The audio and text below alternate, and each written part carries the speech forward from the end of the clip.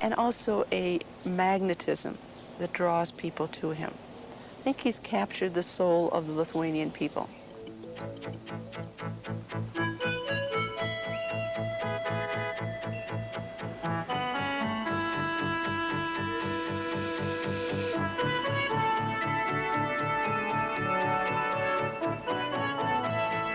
Good evening, I'm John Calloway, and welcome to Chicago Tonight. His paternal grandfather was imprisoned and deported because he wrote for an underground newspaper opposing the Tsarist rule. His father fought in the underground against the Nazis during World War II. His brother was arrested by the Nazis for organizing freedom demonstrations. But the man we are speaking of this evening was not himself a revolutionary for years. He was an accomplished pianist and professor of music. But in the 1980s, he became deeply involved in the nationalist freedom movement of his long-occupied country. And then he became the first democratically elected president in his country in 50 years. We are speaking, of course, of Vytautas Landsbergis, the president of Lithuania, who is in Chicago as a part of his visit to the United States to develop support for his country's fight for independence. We will return with a conversation with the president of Lithuania right after this background report.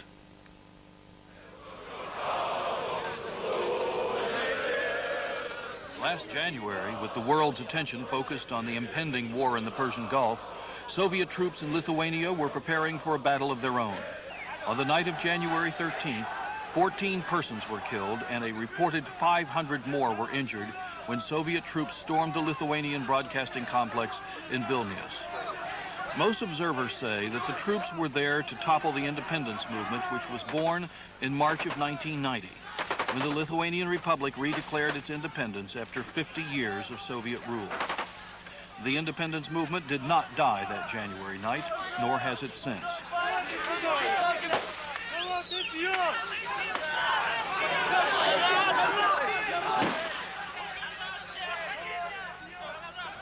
Patricia Davis Simchak of the Chicago Tribune was in the Soviet Union at the time of the violence and arrived in Vilnius a few days after the crackdown. She was struck by the resolve of the Lithuanian people. The people in Vilnius were very angry about what was happening, but the thing that I picked up on right away was if their lives were indeed in danger, they didn't care. They had had it, they were up to here, and they were going to go for broke. It was almost as if they had cast the die for freedom and they were going to go for it. We were terrified. We wanted the rest of the free world to somehow react to it immediately. But there was Kuwait overshadowing the problems there. Regina Naroussis is active in Chicago's Lithuanian-American community. We wanted an immediate reaction. Yet our troops were going to Saudi Arabia, including some of our Lithuanian Americans, young men and women, to fight there. And the free world objected, but really didn't do too much.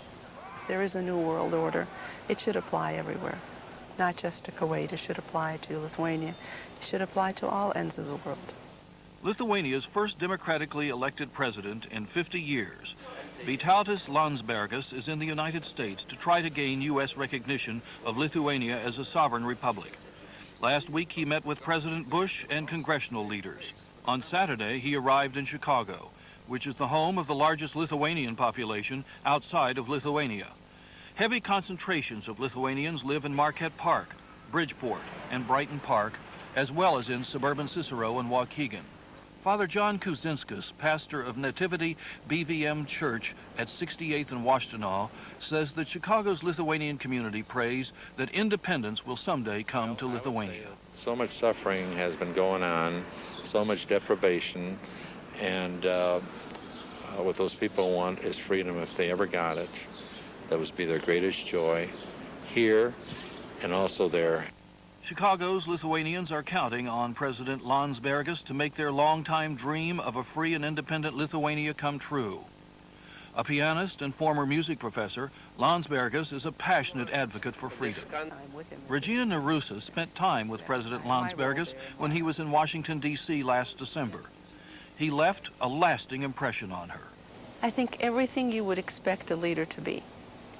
Strong, determined, committed, committed to the cause to the extent of giving up his life for it, which he's demonstrated by, since the bloody 13th, sleeping and living in his office in the Parliament building, not leaving it except for a few hours or a few nights, well, since January. He has vowed that he would die before he would give up that government. Narusa says that the president, with the support of his people, will prevail. Hundreds of thousands turned out to defend his government and the Parliament with their bodies. There were no guns, there were songs, and the human bodies that stood against the tanks. It's a man of tremendous amount of ability, and Gorbachev is no match for him. He's not going to be able to outwit Landsbergis. Landsbergis is a chess player. He knows and has the ability to play out that game, and he'll win. Mr. President, thank you very much for being with us, and welcome to Chicago Tonight. Thank you very much. We should say, by the way, that during the course of this interview, if I ask you a question and I use words which you can't understand, we have a translator who will provide translation. Very well. Let me begin by asking you, what are the purposes of your visit both to the United States, Washington, D.C., and to the Chicago area? I arrived in Chicago by invitation of Loyola University, and I have been honored here by honoris causa, Doctor of Laws, at 11th of May. And it is also a good opportunity for me to meet some officials, politicians, businessmen, and of course my native Lithuanians here in Chicago, and discuss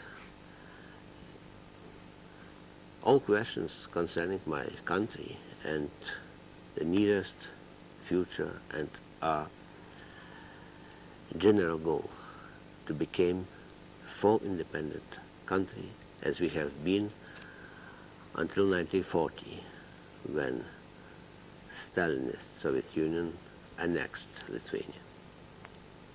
Mr. President, how do you view the fact that the United States led a United Nations coalition which fought the annexation of Kuwait by Iraq, which went to war over that annexation, but the annexation of the Baltic republics has not seen a similar U.S. or United Nations reaction? How do you view that? This is a result of misleadings for long decades. Of course, after this occupation of Kuwait, United States demanded at first the liberation of Kuwait by Iraq, and then went in action. But United States never demanded the liberation of Lithuania by Soviet Union. The case perhaps is in the greatest mistake of the 20th century, when democratic nations of the world created the United Nations with the totalitarian empire of Joseph Stalin together. They would be the United Democratic Nations. It was the presumption and the very idea. And this idea was wrong, was damaged at the very beginning. And now we have the situation when in very many cases, democratic nations are going to consensus with dictatorship, with totalitarian communist regime, which is, as in our case and in other also, often injustice, not true. And so this situation is involving all nations to be participants of injustice. Mr. President, what is it that you want from President Bush? I want that the United States make more clear its position based on the principles of this great country, not on the short-time interests, but on the basic principles of democracy and freedom. You want the United States to recognize both the nation of Lithuania and its current government? Yes, but when United States never recognized the annexation, so the recognition of Republic of Lithuania is still valid. So historically, it's been there all along. Yes, but we need, in the diplomatic and other relations, normal international relations with the United States as well as with another countries. Our efforts are blocked by Soviet Union, which is guilty in our annexation. But this situation is changing. Only I can say it's changing slowly, or too slowly, if we will compare this process with the actions of Soviet Union against Lithuania. For example, aggression, new aggression, or continued aggression, January this year. 14 persons killed, hundreds injured. Yes, and this war booty still kept by Soviet army. Our television building, television tower. Why? Is your television tower still, and your television communications, controlled by the Soviet army today? They are not simply controlled, but they are occupied. Occupied. Yes, they are robbed. Is the prosecutor's office still occupied by the Soviets? Yes, but it's not the same situation. Our prosecutors sometimes are able to use these rooms or archives, but the television building and tower are occupied completely, and nobody from the staff are in collaboration with occupants. We have created our own independent television network with the small possibilities, but covering Lithuania, and our people are seeing our television, not occupants. Do you control your own schools? Of course, yes, we are controlling all in our country. Do you control your airports? No, or partly. The airports, we are using our airports, but they are also the places of entering from foreign countries, entering Lithuania, which is still concerned by Soviet Union as a part of territory, and so they are Soviet armed servicemen. Yes. Also. It's a question of borders control. Our western borders are under Soviet Army's control still till now. What about your personal freedom of movement? Did you have any problems getting out of the country to come here? We have the problems the same as years ago, but only crossing the border. Of course, every time the Soviets are able to not allow us for crossing the border or annulling the visas. They are not doing this. We can to get the connections and travel as I now in United States. But we are on way to regain also our borders and our full statehood being in this sphere also, as in others. Mr. President, I think many people were so preoccupied by the Gulf War Yes. that they took their eyes off of the Baltic states. They may remember that the Soviet Union imposed an embargo on oil, Yes. gasoline supplies. They may have heard of food shortages in Lithuania. What is the situation today with respect to food, supplies, and fuel Yes. and energy?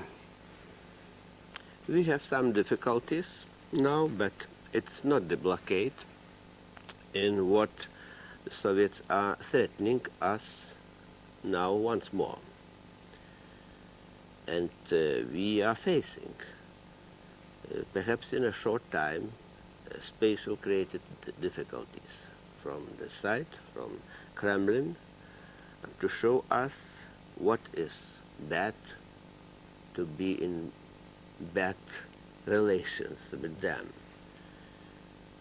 But our people is prepared in spirit and partly practic and supplying in some reserves for this possible blockade.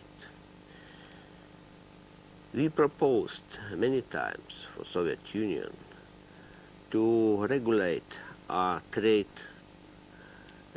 relations, our cooperation in all economical spheres by treaties, by some treatments, by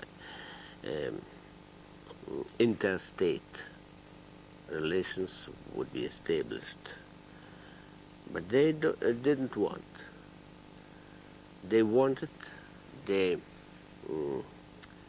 demanded, and even ultimately staying us in the central planned and controlled system of Soviet Union. We rejected this. Now we have our own independent state budget and so on. But we are punished for this striving for independence. Mr. President, what do you say to your critics who say the Soviet Union is coming apart? Don't go too fast. Don't get into too much trouble too soon. Gorbachev is going to lose. The Soviet Union will come undone. You've gone too fast. Don't risk your life. Take it easy. What do you say to them? Yes, it's a question of going too fast or going slow. Nobody asked Germans to go slower and to not demolish the Berlin Wall. Nobody asked Poles, Polish people, Czechoslovakian and Hungarian, but they are asking or demanding us to go slower. Thanks that they aren't asking us go back when Gorbachev is going back. But we will go back. Do you think you'll outlast Gorbachev? Excuse me? Do you think you will outlast and survive Mr. Gorbachev? Will you win? Or not? Or not? Our victory would be, it's possible, a victory of Gorbachev. If you want to see Gorbachev as a reformer, as a man of justice and democracy. How do you see him? I'm seeing him as a double man. Double man. Yes. Of very different possibilities. And those possibilities are? Good and bad. And these possibilities are belonging on some preconditions and conditions. And conditions which are created in Soviet Union as well as an international community. And he needs, in my opinion, in pressure for being good Gorbachev. Need to keep the pressure on. Yes. What do you make of Yeltsin saying maybe he can do business with Gorbachev? It's their business. It's their business. Yes. A little earlier, Yeltsin have said something another. But now they are seeking contact, cooperation, perhaps for a time. It's their business. But I can remember the principle of President Reagan. Keep pressure on the Soviet Union. No trust in words, only in deals, in actions. All must be checked in actions.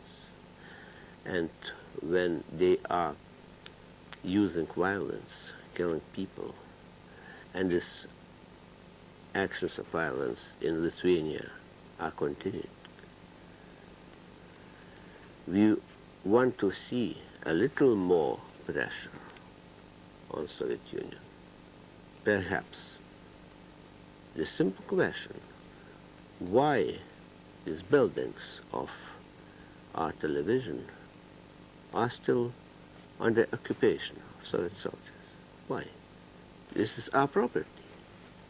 They are stolen our property. Mr. President, as I mentioned at the beginning of the program, Yes. you were a pianist. You were a music teacher. I was. You were. And now you're the president of Lithuania.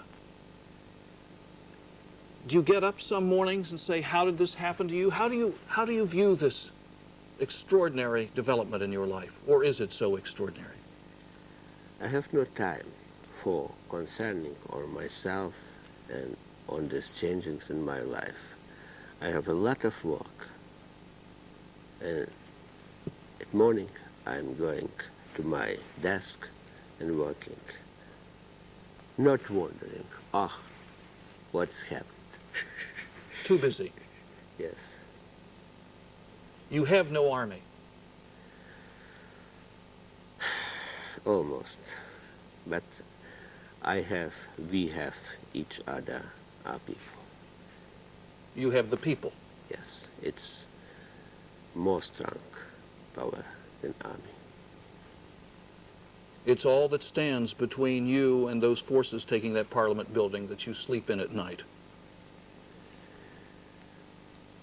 Now is the situation that between Soviet forces and our parliament building, not only our guards are staying, but also the international opinion, calculations of Soviet leadership. They are preparing some bad news for us, but not in this manner as in January. Mr. President, we're out of time, and we thank you very much for taking the time to be with us. Thank you. President Landsbergis of Lithuania. I'm John Calloway. Thank you, and good night. What do you think that bad news is? Possible partition of Lithuania. Breaking it up? Yes, in parts. Soviet sphere, Yes. nationalist Lithuanian sphere? I couldn't agree with such terms as nationalist. Just Lithuania.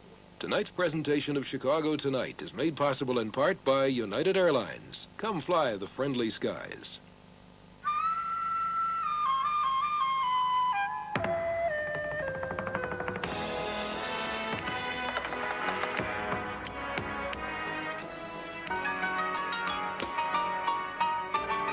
In 13 cities in 10 countries across the Pacific, they're playing our song. United Airlines Royal Pacific Service, rededicated to giving you the service you deserve, halfway around the world. Come fly the friendly skies.